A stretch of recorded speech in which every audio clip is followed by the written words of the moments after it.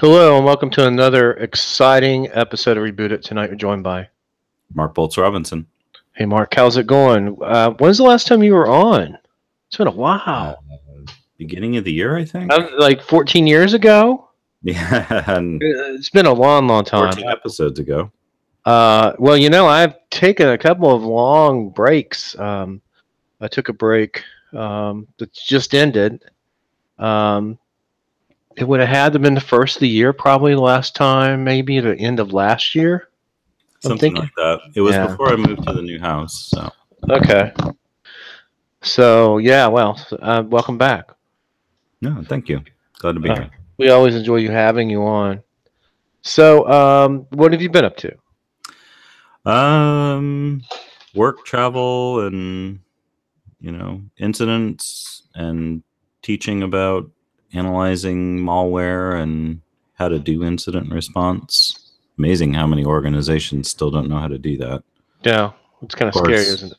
A lot of the organizations that have incidents don't know how to do the basics of security. Yeah. We talk about some of these crazy hacks and stuff, and the reality is that people don't even get the most fundamental things correct. So yeah, well, we've been keeping fighting. We're still fighting the same battles. It seems like we've been fighting for a long time.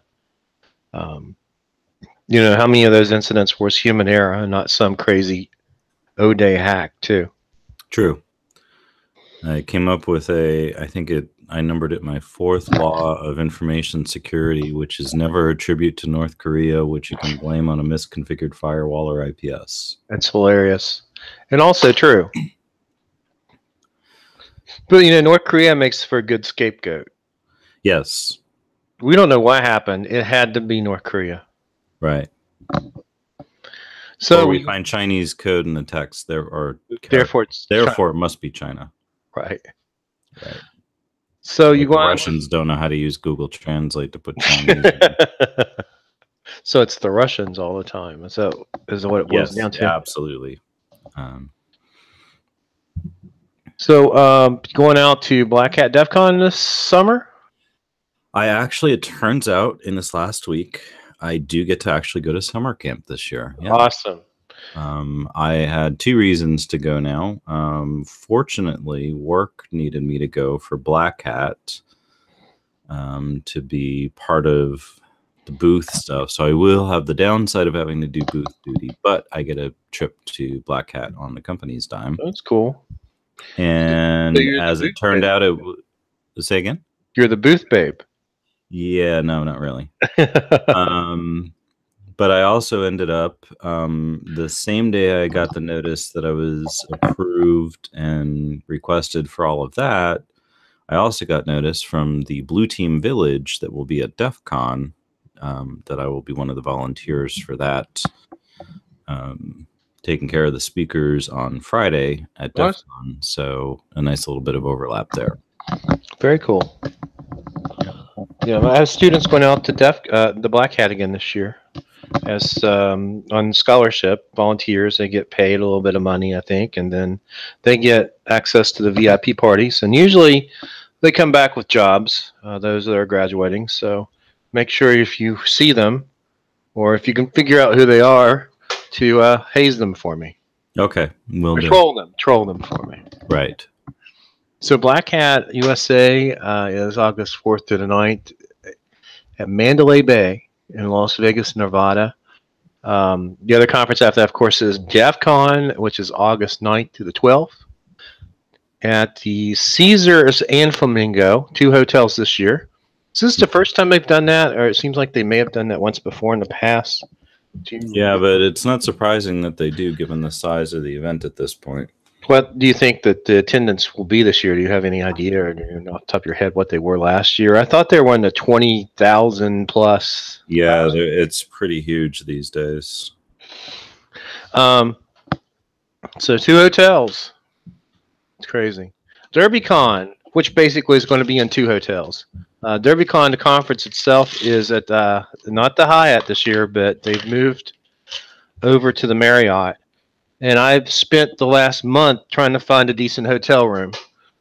in Lexington. And first I was staying at the Econo Lodge, but last night or yesterday I changed over to another hotel just because the Econo Lodge wasn't making Blair very happy. So now we're staying at the Courtyard by Marriott. So it's a three block walk. So hopefully my new knee can take that. Oh, good. Yeah, it's unfortunately, like I said, I need Dave Kennedy to move it, nudge it a little bit one direction or the other, so that it's not when I'm in Germany. So, This year is a little bit, I think, a little bit later. I don't think it's completely been in October before. no, but props to all those who are going. Have fun.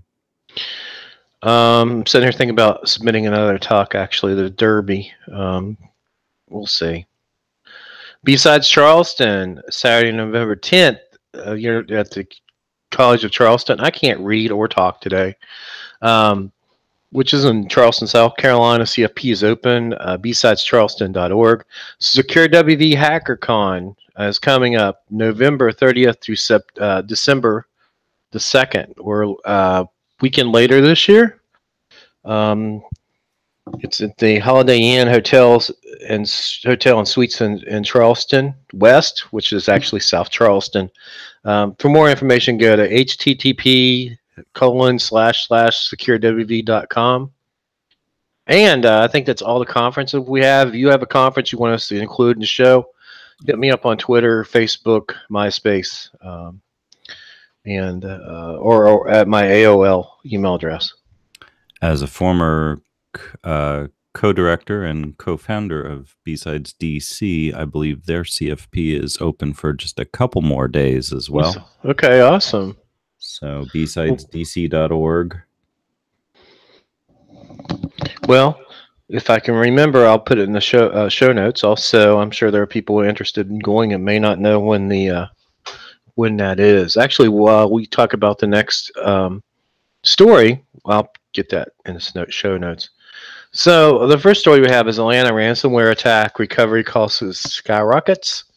And actually, one of our friends on Facebook, and I don't know if we should identify him or not because he did not post this publicly,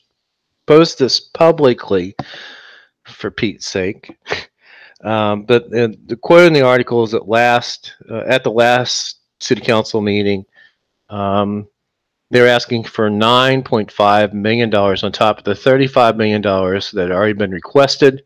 Apparently, there's a related story that's not linked to in the show notes, but they lost all of the police dash cam footage in the ransomware attack. Mm-hmm. Yeah, they're going to have all kinds of legal implications to what they lost, given the amount of data that I think it was at least 71 computers for the city attorneys were also lost. I mean, the amount of how much that's going to grind the legal system to a standstill, not that it had far to go to get there to begin with, given the way the current courts and stuff operate across the country. That's going to definitely throw a wrench in the works for things.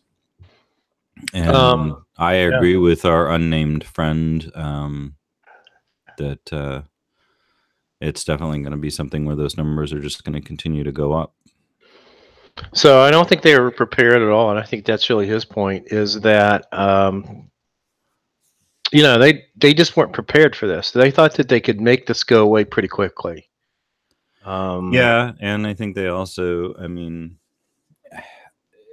from what I've gathered, from what I've read about the background of this one, and I can only speak to just from the data that we've been given. So, of course, we won't know the whole picture unless, we're actually part of the investigation. But were I to hazard a guess, I'm sure it's some of the same classic problems as in so many other organizations where it generally tends to be a big, wide, flat, broad, open network with nowhere near enough segmentation, nowhere near enough defense in depth.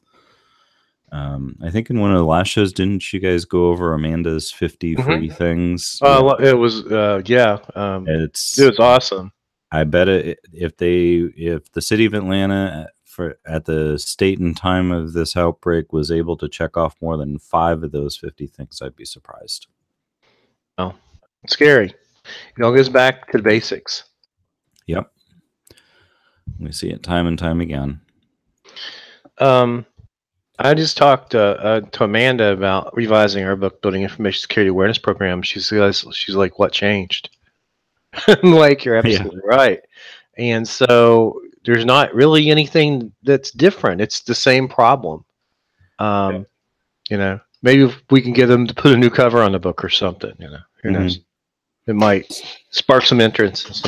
Maybe someone would read it. The only thing that's changed is the amount of data and the amount of money that's been spent continues to grow.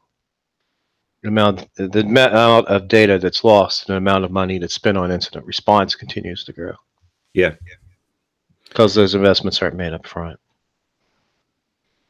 So I got B-Sides DC in there. Okay, great. City Council President Felicia Moore told administrators she was frustrated by how little she had been told about the cyber attack investigations. Many times, Moore said she learned about the developments in the news. Something has to give. So the question is beyond finding that they have a mess to clean up, apparently the people who's writing the checks aren't being kept up to date. Yeah, and that's something else that I won't say who the others are, but we've been called in a few times to clean up an incident after other consultants have been there. And it happens a lot, from what I understand. Yeah. And one of the key things that I think is a differentiator is that we actually explain to everybody, obviously there's the usual report writing and stuff, but we explain to everybody what happened, what went on, how it happened, how to fix it, how to keep it from happening again, etc. And it's provided an entire education, whereas there are many consultants where we have clients tell us, yeah, they came in, they said, yeah, you had ransomware. Have a nice day. Wow. And, you know, they collect their $60,000, $70,000 check and walk out the door. And well, I'm in the wrong business. I could show up and say, hey, yeah, you got ransomware and you collect a check. Anyone can do that. Yeah. Yeah, I guess the question is also, in this case, they're using some help that's really close to them as far as geographically. So maybe they didn't even think about anyone else for incident response. And it's not just that one company. When you're in that moment of panic, if you didn't already have an incident response plan in place, which they probably didn't. Like they didn't. No. And you're in that panic mode already at that point, then it's too late. You're not going to be able to effectively shop around. It's something you need to have kind of planned in advance. And, you know, encourage everybody that's listening, you know, make sure your organization has an incident response plan and make sure that incident response plan is more than panic. So the other thing that's going to cost the money on the tail end beyond the incident response will be litigation. Yep. From citizens and business partners. So how many people could not pay their parking ticket, for example? So therefore it continued to grow because they couldn't, or were issued summonses because they couldn't pay their parking ticket. I think are some of the things that pop into my head. Yeah. What else? How many millions of those parking tickets how many millions of dollars worth of those just get wiped out and the city will never be able to collect the revenue because a judge says, well, there's, you know, you guys done screwed up and there's no evidence now. So. And also, how does the city recoup the loss? Do they, you know, I guess cyber insurance is one thing. But if they don't have cyber insurance, it's going to come off the back of the taxpayers. Mm-hmm. So look for a lot of new taxes in Atlanta. Facebook wants to hide secret and audible messages and TV ads that force your phone to record audio. What is this all about, Mark? So this is there's actually an Ars Technica article about it as well. I just put in the first link I could find. But essentially, they've got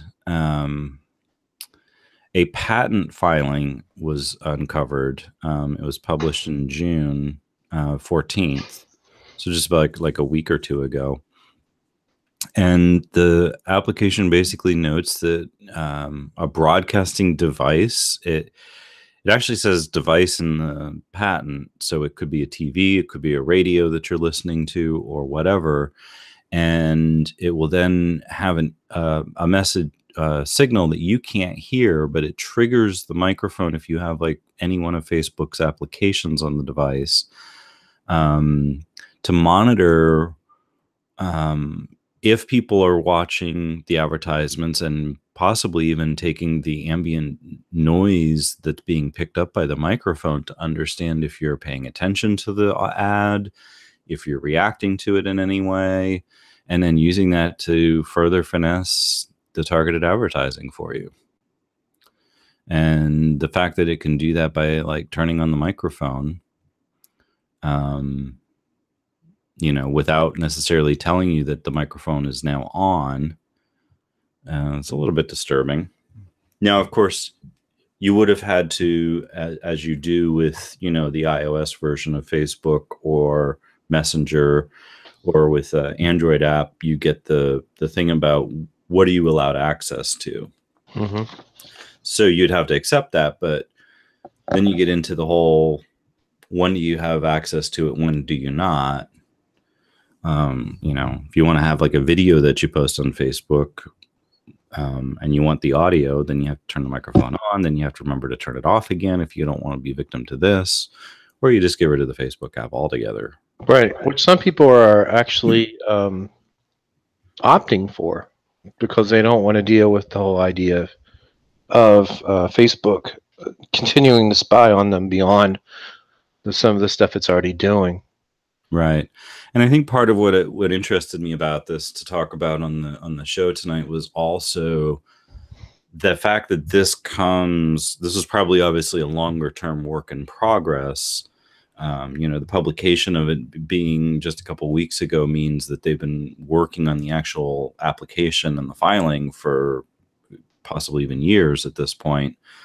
But the fact that then comes to light so soon after the congressional hearings with, Zuckerberg on his little cushion and, testifying before Congress and dealing with all of that, doesn't seem to be the right way to be going, considering their current advertising on television about how they're trying to change their ways and win your trust back. Yeah, well, I think that you have two cultures at Facebook. One is the developer-driven culture that basically ran Facebook for years, and then they were all like, "Oh, wait a minute, we have customers and regulators and governments. We really don't want to make mad."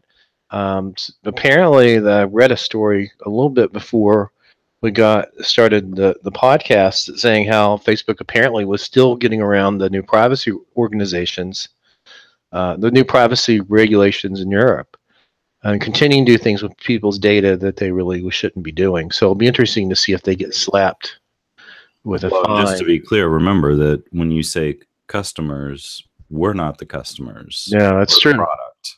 We are the product. So, and then if that wasn't bad enough, talking about privacy, I have another data breach. I have another thing to bring up with this. Sure. What if the broadcasting device is something like a web-enabled microphone in your house that turns on your phone recording? So what if Alexis or Google Home or some device we haven't even thought about yet is what the one sends the signal, and what would the purpose be? I guess. I mean, what in the end, what's the purpose of recording sound at a specific time?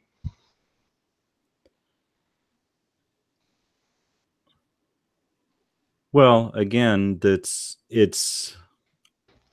think you just need to look at it as not necessarily sound specifically as data, but the data collection and the metadata that it gives about, obviously, if it picks up the signal from the broadcast device, it knows you're in the vicinity of it, so it knows you're hearing the ad.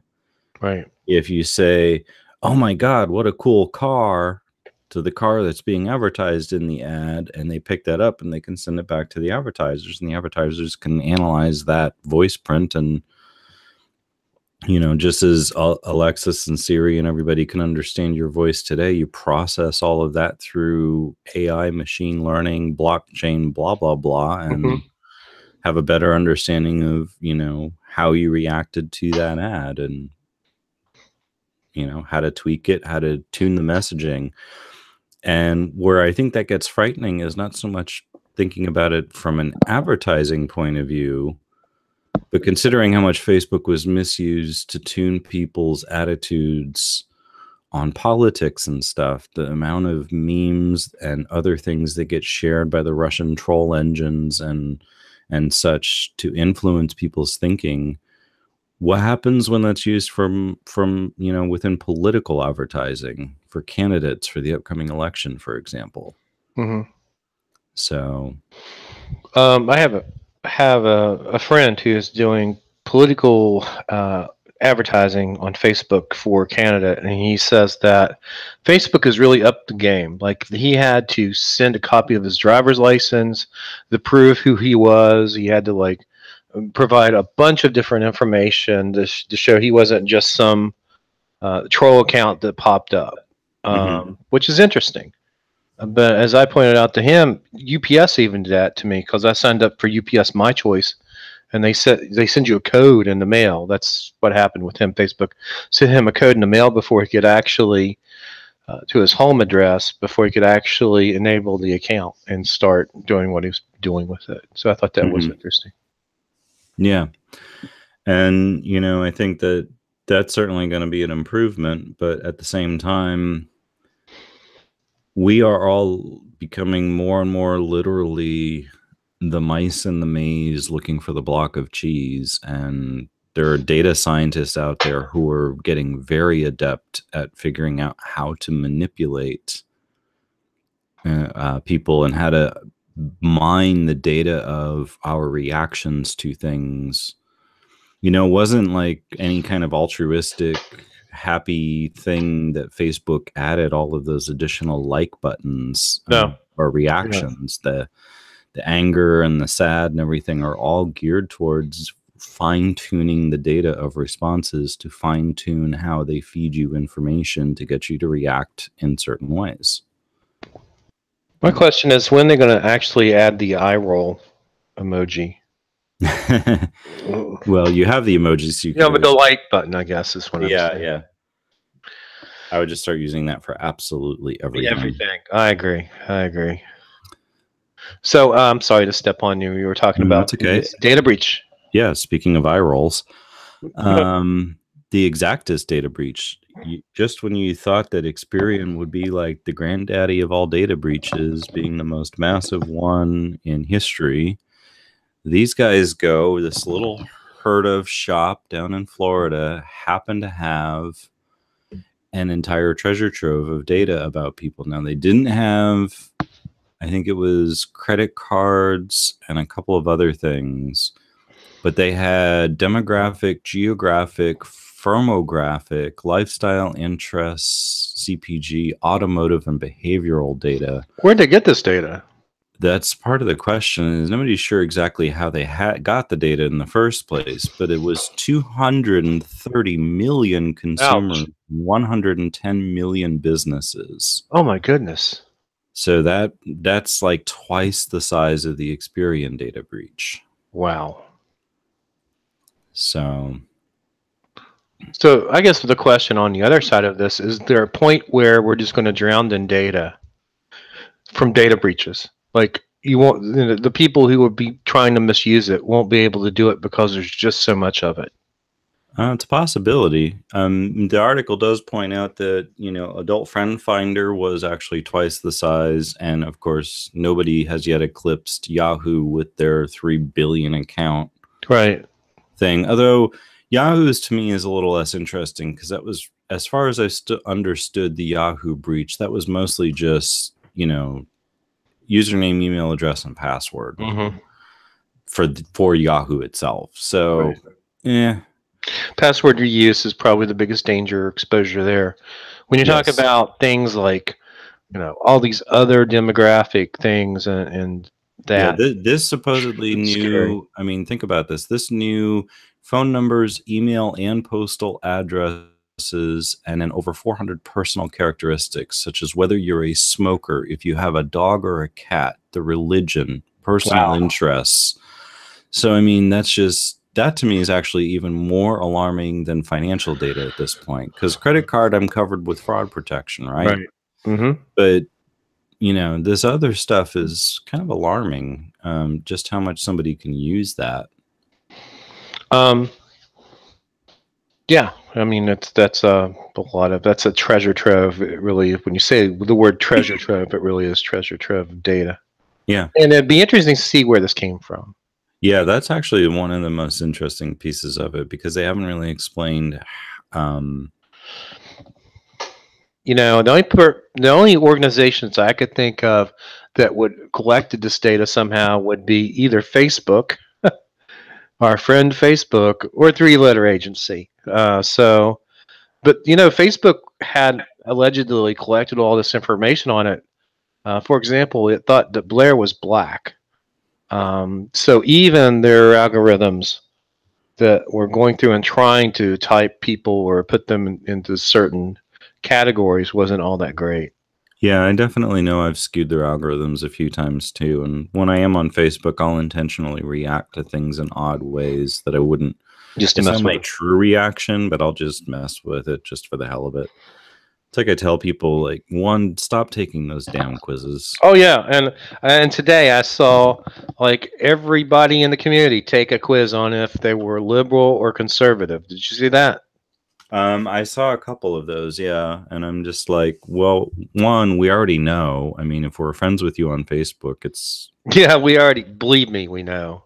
And then, yeah, great. And think about it. It's like a midterm election year, and this quiz pops up asking you a question like that. It's like, do you really think that there isn't some deeper background to why they're running that quiz right now? Somebody's watching. So, so basically everything about you is already out there. So I was talking about this with somebody the other day. I think what happens is that the people hear buzzwords, and the big buzzword now is dark web. And someone asked me if I knew about the dark web, and I'm like, yeah. To me, it's asking me if I know how to surf the web at this point. But they were really interested in it, and we really need some local experts on the dark web. And I guess it was somebody who interfaced for grants, and they were really interested in throwing that word out there, but they didn't know what it meant. And we started talking about the dark web, and first of all, I asked what their interest was, and they talked about, well, you can find credit card numbers. I'm like, at this point, that's kind of old news. That on the regular web. Yeah, you can find that on the regular web. So it's just kind of interesting how buzzwords happened, and just because it's on the dark web doesn't mean, I don't know. Well, first of all, dark web is like cyber. It is, exactly. It's one of my pet peeves as well, because in my view, there's no such thing as a dark web. It's not like some other place. I mean, first of all, the internet, there isn't really place anyway. But the fact that the dark web is like somehow this obscure, like you can't get there from here except if you walk through, follow the yellow brick road through the evil woods and, past the wicked witch kind of thing. It's like, wait, what? No. All you need is like, a Tor browser on your computer. You're in the dark web. Ooh. I mean, it's even using the same still protocols. The web. It's still the same internet. It's still the same data going over the same cables. There's just levels of encryption and stuff. Right. a particular way in our protocol and set of ways in which the data is handled that's a bit different, but it's not really any different than the way like SMTP is different than HTTP. Like it's absurd. But then again, most people still also think that the web and the internet are analogous. And I'm like, no, I was on the internet years before there was such a thing as the World Wide Web. So same. Remember Gopher? I do. Yeah. I even remember Archie. Archie, Gopher, and Pine, one of my favorite email clients. Used it until about 2000, 2001. I think back then I was just using the regular mail on the command line of a Unix system. I guess Pine or Mutt was kind of, that was a step up from just using mail on the command line. Yeah. All of that was better than using mail on a mainframe at the time. Oh, yeah. Well, definitely. So we have one last story. This is your story. Yeah, it's about a piece of malware. This is from Bleeping Computer, a good site for kind of general news on the hacking and security front. What I liked about this is an interesting piece of malware where part of it is actually visible. It looks like, this portable radio station app thing, that you get on your computer. Of course, if at the point you actually start seeing this app on your computer, you've already got a huge problem. Now, what was interesting about this is that this particular infection is that it installs a whole plethora of different things. So you're going to have, if you have this, there's a rootkit, which is one of the most insipid parts of its survival mechanisms, because as we like to teach, most malware wants to survive. So there's going to be a persistence mechanism of some kind. This isn't just your standard, there's a file hidden in a temp folder somewhere, and we're going to put a registry key in the auto runs for it. But it actually does a rootkit, so it makes it much more problematic to get rid of. It also installs coin miners. It also has Trojans to steal information, and it also then uses your computer to send out spam if it can. So it's just like the whole package deal of different things that this thing does. All in one solution.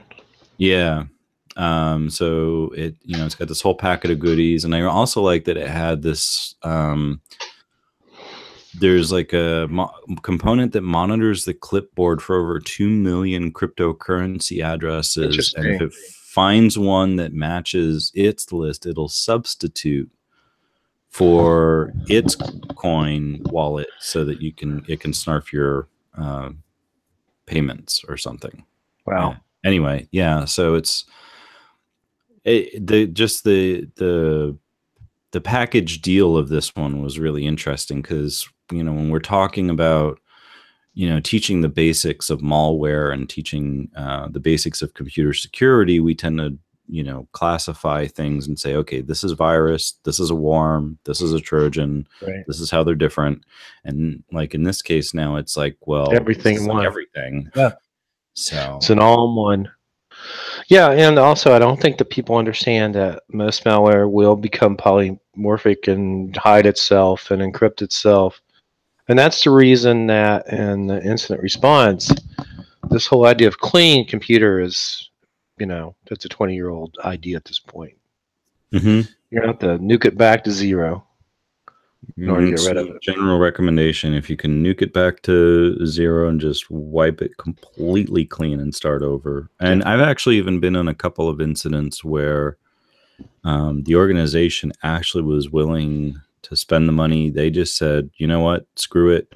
Take all the infected machines, rip the hard drives out, buy all brand new hard drives and install them and start over and just destroy the old drives. So I was in an organization that had an incident where we spent probably three days cleaning machines, and you would clean them, and 20 minutes later it would be back doing the same thing it was doing before, because it basically either hid from tools or broke tools.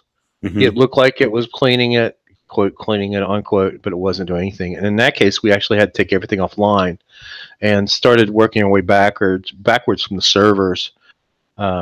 We were lucky in that we were able to save the servers without wiping them and restoring them, and then with every client machine, laptop, and desktop, it was a complete, slash and burn, back up the data, slash and burn, reinstall the operating system, wipe the hard drive real good, and reinstall. And it was about. Yeah, It was literally. Remember to wipe the hard drive with either Clorox or Lysol. Yes, That's exactly. very important. But we literally had. It was a few weeks before that organization was back up and running at 100%.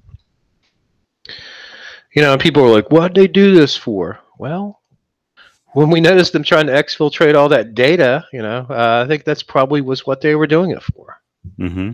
And we were lucky to have found that, quite frankly. But anyway.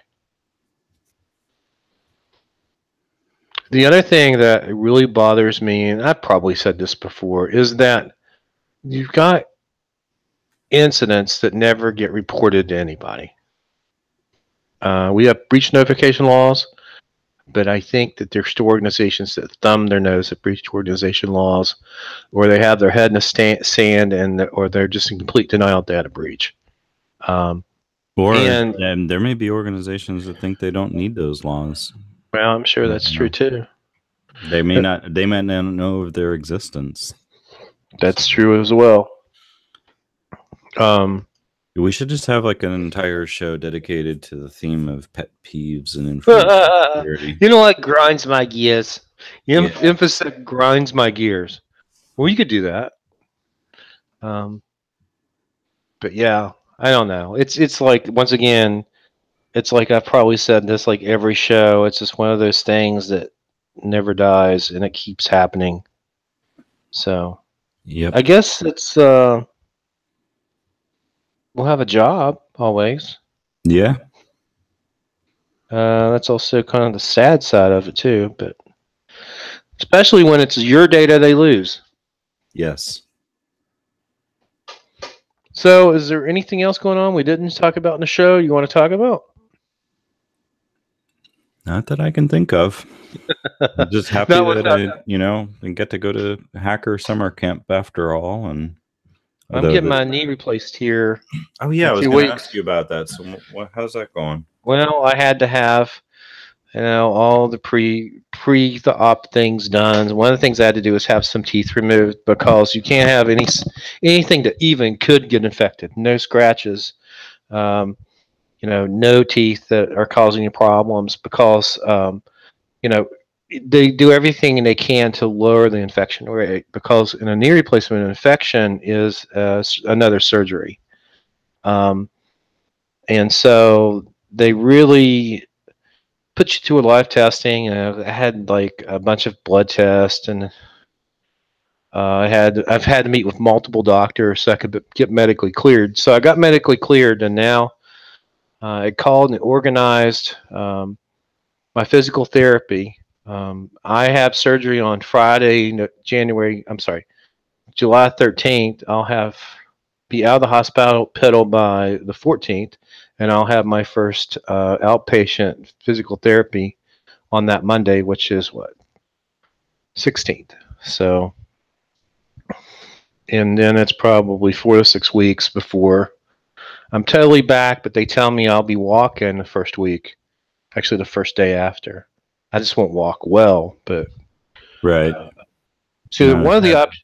We had a friend that would know somebody that had a hip replacement surgery, and they actually had him up and walking hours after he got the operation now. Yeah, it's the same way with a knee replacement. Hip replacements... it's amazing how fast people spring back with those. I've seen a couple of hip replacements, but quite frankly, were almost miraculous. Mm-hmm. But yeah, they want you to walk. And in joint replacements, they want you to walk almost immediately, because they don't want scar tissue to gum up your knee. And I'm just looking forward to getting over with at this point, quite frankly. I've waited for almost a year. We're going to do my other knee next summer. We could have done 2 knees, but the rehab's a lot harder. And I've got to be back at work for fall semester about 6 weeks after the operation. So um, I'm kind of hoping it's going to be interesting to see how well I do at DerbyCon, for example, because our hotel's 3 blocks away. About 3 blocks away, which isn't far, but if somebody with bad knees, it can be Right. a trek. So at least I have one good knee. Maybe I'll just hop there on the good knee. There you go. Awesome. I appreciate you coming on, spending your Thursday evening with us. I'll probably get this out probably this evening or tomorrow. For our regular listeners, I'm sorry we took about a week's gap break there. Between me and having dental surgery, I had 5 teeth surgically extracted at one time. They put me totally under. I was not in really any shape to do anything for a while. With the knee replacement, my hope is that I may not miss more than a few days, and then I'll be up. And because I'm still teaching 2 classes plus taking a class this summer, so the fun never ends. And a show with you on pain medication ought to be funny. Oh God. But anyway, yeah. So I've got Matt Perry booked coming up, and then as soon as you want to have time, Mark, we'd love to have you back. All right, sounds good. So thanks everyone for listening, and we'll talk to you real soon. Good night, everybody. Good night.